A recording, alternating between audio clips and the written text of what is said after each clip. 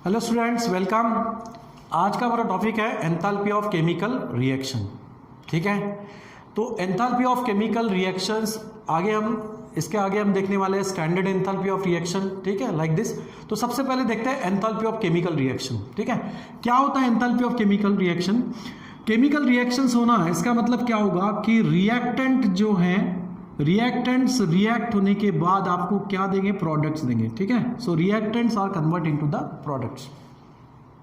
There are two or more than two reactants or two or more than two products. One product भी हो सकता है या one से ज्यादा भी हो सकते हैं। ठीक है, तो रिएक्टेंट्स एक दूसरे से रिएक्ट होके वहां पर क्या देंगे? प्रोडक्ट देंगे। ठीक है, अब इस रिएक्शंस में जो भी चेंज इन एंथैल्पी मिलेगी, उस चेंज इन एंथैल्पी को हम कहेंगे that's enthalpy of chemical reaction. ठीक है, लेकिन ये कैसे कैलकुलेट किया जाता है, अब उसके बारे में देखते हैं। Suppose consider a general chemical reactions that is a, small a of A plus small b of capital B. These are the reactants. Okay, these reactants react with each other and gives the products of suppose C moles of C and small d moles of capital D. ठीक है, तो ये हो गया reactants और ये क्या हो गया? प्रोडक्ट। अब इस रिएक्शंस में जो एंथैल्पी चेंज होगी या जो चेंज इन एंथैल्पी आपको मिलेगा, उसी को आप क्या कहोगे? Enthalpy of chemical reaction. अब ये actually enthalpy of chemical reactions कैसे मिलता है? तो it is the difference between, actually enthalpy of chemical reactions मतलब क्या होता है? It is the difference between the sum of enthalpies of reactant and the sum of enthalpies of product. इन दोनों के डिफरेंस में, मतलब sum of the enthalpies of product minus sum of the enthalpies of reactant gives the enthalpy of chemical reaction. ठीक है, यानी क्या है कि enthalpy of chemical reaction is the difference between the sum of enthalpies of product and the sum of enthalpies of reactant. ठीक है, तो enthalpies का अगर हम सम करेंगे तो क्या होगा? C moles of enthalpies of the product C plus D into enthalpies of the products D। ठीक है, ये हो गया प्रोडक्ट्स के एंथैल्पी की सम। इसमें से सब्ट्रैक्ट क्या करना है? The sum of enthalpies of the reactant, that means A moles of enthalpies of A and plus B moles of enthalpies of B। ठीक है, अगर ये जो सम है, प्रोडक्ट्स की जो सम है, इसको हम क्या कर सकते हैं? शॉर्टली समेशन में भी लिख सकते हैं। That's a summation of enthalpies of products. ठीक है, फिर वहां पर दो या दो से ज्यादा भी प्रोडक्ट जो भी मिल रहे हैं, तो प्रोडक्ट्स की एंथैल्पी, ठीक है, उसमें जितने भी आपको प्रोडक्ट मिल रहे हैं, सभी प्रोडक्ट्स के एंथैल्पी की एडिशन यानी सम। So algebraic sum of the enthalpies of products minus यहाँ पर algebraic sum of enthalpies of क्या मिलेगा? रिएक्टेंट। ठीक है, ये जो डिफरेंस होगा इसी को कहेंगे हम enthalpy of reaction. So enthalpy of chemical reaction is the difference between the enthalpy, sum of the enthalpies of product and sum of the enthalpies of reactant, and that reactant and products are in the definite physical state. Reactant और product जो होंगे उनकी एक definite physical state होगी। ठीक है, तो ऐसे एंथैल्पीज का अगर हम डिफरेंस लेते हैं तो वो डिफरेंस आपको क्या देगा? यहाँ पर एंथैल्पी ऑफ केमिकल रिएक्शंस देगा। ठीक है, समझ में आया? तो this is the enthalpy of chemical reaction. अब इसी एंथैल्पी ऑफ केमिकल रिएक्शन से, मतलब ये जो अपने अलजेब्रिक सम ऑफ प्रोडक्ट और रिएक्टेंट लिए हुए हैं, ये यहाँ से आपको केमिकल रिएक्शंस एक्सोथर्मिक है या एंडोथर्मिक है, इसका भी आपको आइडिया हो जाता है। ठीक है, कैसे? देखो, एक्सोथर्मिक, अगर एक्सोथर्मिक की बात करते हैं, इन एक्सोथर्मिक रिएक्शंस, एक्सोथर्मिक रिएक्शंस तब होती हैं जब यहां पर हीट ऑफ रिएक्शंस या enthalpy of reaction is negative. ठीक है, समझ में आया? एंथैल्पी ऑफ रिएक्शन या फिर आप इसको हीट ऑफ रिएक्शन भी कह सकते हो। ओके, तो एंथैल्पी ऑफ रिएक्शन जब नेगेटिव आएगा उस वक्त ये रिएक्शंस क्या होगी? एक्सोथर्मिक होगी। अब डेल्टा H ऑफ रिएक्शंस यानी change in enthalpy of the reactions negative कब आएगा? जब यहां पर एंथैल्पीज ऑफ प्रोडक्ट्स की वैल्यू कम होगी और एंथैल्पी ऑफ रिएक्टेंट्स की वैल्यू क्या होगी? ज्यादा होगी। ठीक है, मतलब कि enthalpies, algebraic sum of the enthalpies of product, algebraic sum of the enthalpy of product is less than algebraic sum of the enthalpies of reactant। ठीक है, अगर प्रोडक्ट्स की एंथैल्पी रिएक्टेंट के एंथैल्पी से, ठीक है, कम आए तो फिर यहां पर डेल्टा H ऑफ R की वैल्यू नेगेटिव आएगी और उस वक्त हम कहेंगे कि वो रिएक्शंस क्या है? एक्सोथर्मिक रिएक्शन है। ठीक है। अगर एंडोथर्मिक रिएक्शंस की बात करते हैं, इन एंडोथर्मिक रिएक्शंस, ठीक है, तो एंडोथर्मिक रिएक्शन में क्या होगा, in endothermic reaction the value of heat of reactions या enthalpy change of that reactions is positive. यहां पर इसकी वैल्यू क्या होनी चाहिए, पॉजिटिव। मतलब इस रिएक्शंस को हम बोलेंगे एंडोथर्मिक, यहां पर हीट एब्सॉर्ब होगा। अब ये कब होगा, उस वक्त जब algebraic sum of the enthalpies of product, ठीक है, algebraic sum of the enthalpies of products is greater than algebraic sum of the enthalpies of reactant. ठीक है, अगर रिएक्टेंट के एंथैल्पी से प्रोडक्ट्स के एंथैल्पी अगर ज्यादा है तो वहां पर हीट ऑफ रिएक्शंस या change in enthalpy of reactions positive मिलेगा। उस वक्त वो रिएक्शंस क्या होगी, एंडोथर्मिक होगी। या एंडोथर्मिक रिएक्शंस में आपको डेल्टा एच का वैल्यू क्या मिलेगा, पॉजिटिव मिलेगा। ओके, समझ में आया? ठीक है, अब नेक्स्ट हम देखते हैं स्टैंडर्ड एंथैल्पी ऑफ रिएक्शन। ठीक है, standard enthalpy of reaction, standard enthalpy of reaction. अब यहां पर इसमें और इसमें फर्क क्या दिखाई दे रहा है, एंथैल्पी ऑफ केमिकल रिएक्शन, लेकिन यहां पर वर्ड क्या यूज किया मैंने, standard, standard enthalpy of reaction. अब यहां पर जो रिएक्टेंट रिएक्ट हो रहे हैं या जो प्रोडक्ट्स यहां पर बन रहे हैं उनकी अगर स्टैंडर्ड स्टेट हो तो उस वक्त उसी हीट ऑफ रिएक्शंस को या एंथैल्पी ऑफ केमिकल रिएक्शंस को हम standard enthalpy of chemical reactions कहेंगे। ओके, तो स्टैंडर्ड स्टेट रिएक्टेंट या प्रोडक्ट का क्या होना चाहिए, स्टैंडर्ड स्टेट होना चाहिए। समझ में आ रहा है, क्या होना चाहिए, स्टैंडर्ड स्टेट। अब स्टैंडर्ड स्टेट यानी क्या होता है, स्टैंडर्ड स्टेट ऑफ सब्सटेंस। अगर सब्सटेंस की स्टैंडर्ड स्टेट हो तो क्या होता है, it's a most stable. Standard state of substance is more stable, ये मोर स्टेबल होती है। ठीक है, लेकिन कब, when that substance is at, ठीक है, so standard state of the substance is more stable at pressure of, उस वक्त प्रेशर कितना होना चाहिए, एट प्रेशर ऑफ 1 बार। ठीक है, and temperature is, and temperature कितना होना चाहिए, temperature is nearly about 298 kelvin. ठीक है, 298 केल्विन टेम्परेचर हो, प्रेशर कितना हो, 1 बार हो, उस वक्त वो सब्सटेंस मोर स्टेबल होता है। ऐसी उसकी स्टेट जिसको हम क्या कहेंगे, स्टैंडर्ड स्टेट कहेंगे। ठीक है, अगर स्पेशली केमिकल रिएक्शंस में अगर कोई लिक्विड इन्वॉल्व हो रहा है, मतलब जो रिएक्टेंट है वो अगर लिक्विड स्टेट में है, स्पेशली इन लिक्विड, अगर लिक्विड वहां पर इन्वॉल्व हो रहे हैं, लिक्विड स्पेसिस इन्वॉल्व हो रही है, so in liquid case the concentration is 1 molar, वहां पर कॉन्सेंट्रेशन कितना होगा, 1 मोलर होगा। तो अगर ये कंडीशन सेटिस्फाइड होती हैं तो उस सब्सटेंस के स्टेट को हम क्या कहेंगे, स्टैंडर्ड स्टेट कहेंगे। ठीक है, क्या कहेंगे, स्टैंडर्ड स्टेट। अब इस स्टैंडर्ड स्टेट में अगर कोई रिएक्टेंट रिएक्ट हो रहा है और प्रोडक्ट्स भी अगर आपको स्टैंडर्ड स्टेट में दे रहा है तो उस रिएक्शंस में चेंज इन एंथैल्पी जो भी मिलेगी उसको हम क्या कहेंगे, स्टैंडर्ड एंथैल्पी ऑफ रिएक्शन। मतलब इसको हम डिनोट कैसे करेंगे, so delta H of R मतलब रिएक्शन। ठीक है, सो स्टैंडर्ड जब यहां पर वर्ड आया है तो उसके लिए क्या यूज करते हैं, नॉट। ठीक है, so enthalpy, standard enthalpy of reactions. ठीक है, इस तरीके से इसको डिनोट किया जाता है। और ये एक्चुअली आपको क्या मिलेगा, ये क्या मिलेगा, सिमिलरली ऐसे ही मिलेगा आपको algebraic sum of the enthalpies of product and algebraic sum of the enthalpies of reactant, इनके बीच का डिफरेंस। बट उस वक्त प्रोडक्ट और रिएक्टेंट कैसे होंगे, स्टैंडर्ड स्टेट में होंगे। सो इसको हम क्या कहेंगे, स्टैंडर्ड एंथैल्पी ऑफ रिएक्शन मतलब क्या, it is the change in enthalpy या एंथैल्पी चेंज। ठीक है, चेंज इन एंथैल्पी अकम्पनिंग, ठीक है, change in enthalpy accompanying with the reactions. ठीक है, accompanying with the reactions, ठीक है, with the reaction in which reactants and product, ठीक है, in which reactants and products are in their standard state। वो reactant product क्या होने चाहिए, standard state में होने चाहिए। ठीक है, are in their standard state. ऐसे रिएक्शंस में जो चेंज इन एंथैल्पी मिलेगा उसको हम क्या कहेंगे, that is called as the standard enthalpy of reaction.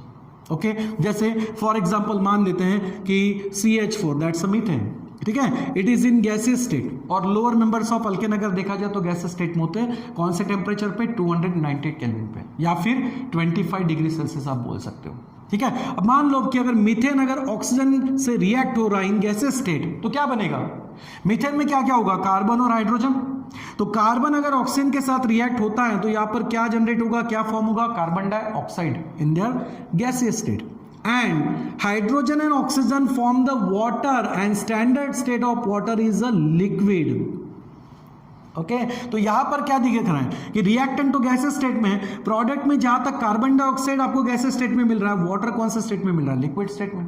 अब ये जो केमिकल रिएक्शंस होगी, इस केमिकल रिएक्शंस में जो भी चेंज इन एंथैल्पी आपको मिलेगा that's a standard enthalpy of reaction, ठीक है। और अगर एक्सपेरिमेंटली देखा जाए तो ये होता है -890 किलो जूल, 890 किलो जूल, ये होता है standard enthalpy of this reaction, ठीक है।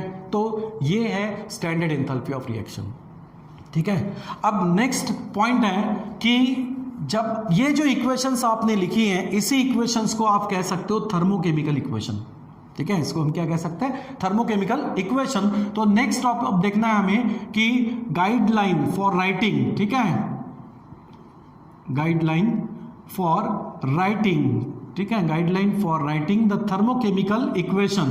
थर्मोकेमिकल इक्वेशंस को लिखते वक्त आपको कौन कौन सी गाइडलाइंस वहां पर देखना है या कौन से वहां पर आपको स्टेप्स को ध्यान में रखना है, ठीक है। So guideline for writing the thermochemical equation, okay, thermochemical equation.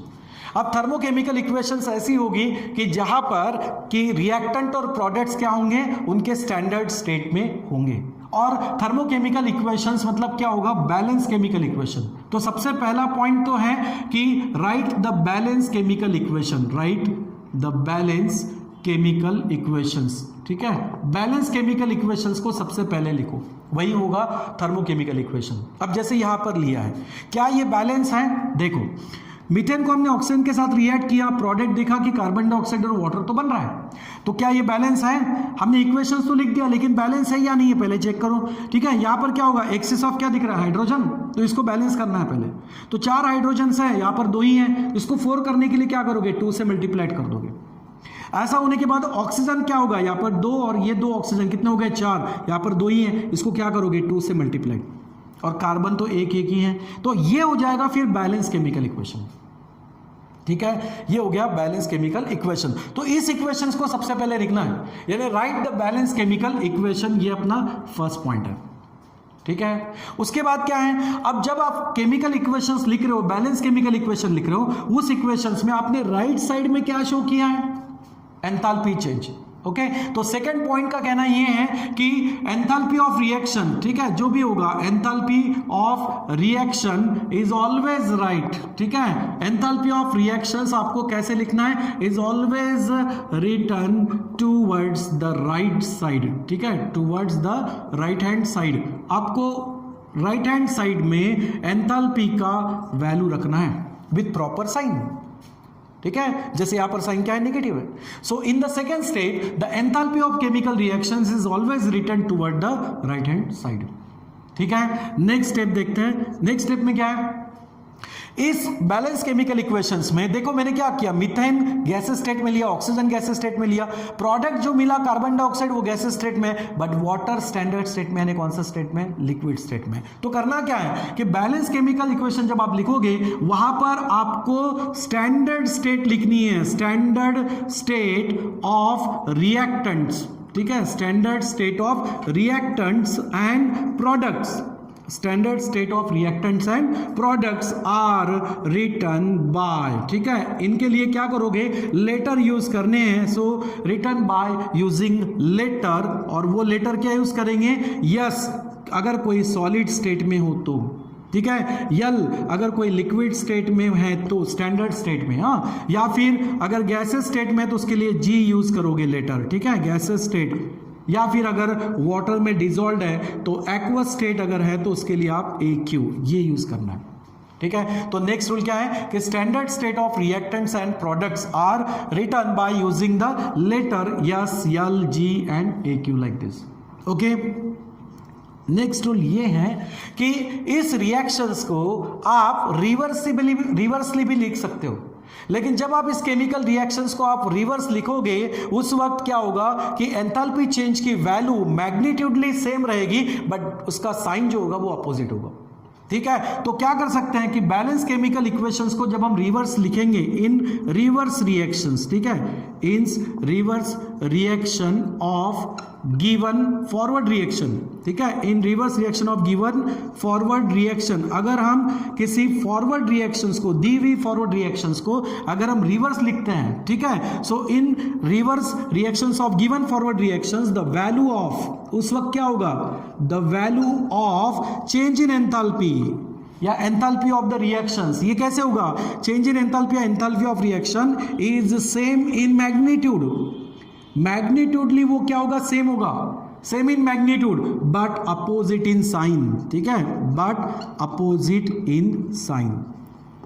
समझ में आया? अगर इसी इक्वेशंस को मैं रिवर्स लिखूं तो प्रोडक्ट ये रिएक्टेंट हो जाएगा, रिएक्टेंट ये प्रोडक्ट होगा, उस वक्त delta H standard of R का वैल्यू +890 किलो जूल होगा, ठीक है। तो अगर आप कोई रिएक्शंस रिवर्स कर रहे हो, so in reverse reactions of given forward reaction the value of delta H standard is same in magnitude but opposite in sign, okay. और लास्ट वन पॉइंट ये है कि अगर किसी बैलेंस केमिकल इक्वेशंस को आप कोई न्यूमेरिकल फैक्टर से मल्टीप्लाइड कर रहे हो या डिवाइड कर रहे हो तो उसी नंबर से आपको एंथैल्पी को भी मल्टीप्लाइड करना है या फिर डिवाइड करना है, ठीक है। तो हम यहां पर लिखेंगे कि इफ द गिवन रिएक्शन, जो भी दिया हुआ है बैलेंस इक्वेशंस आपने जो निकाला हुआ है, ठीक है, if the given equation is multiplied, ठीक है, if the given equation is multiplied by any numerical factor, ठीक है, मल्टीप्लाइड कर सकते हो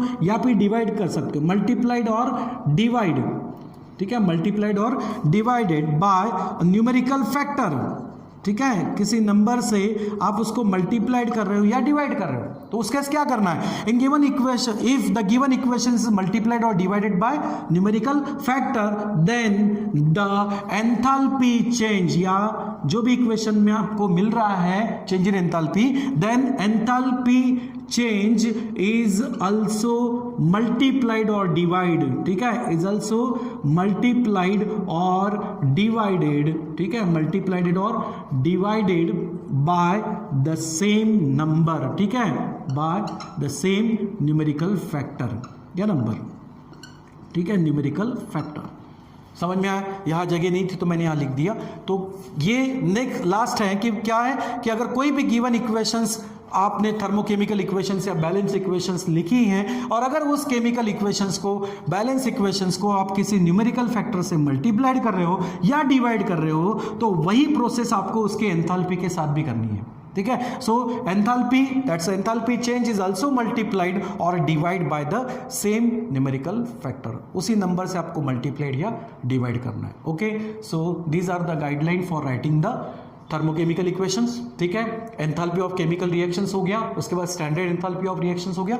अब इसके बाद में हम देखेंगे थर्मोकेमिस्ट्री के बारे में, ठीक है। समझ में आया तक? चलो, थैंक यू।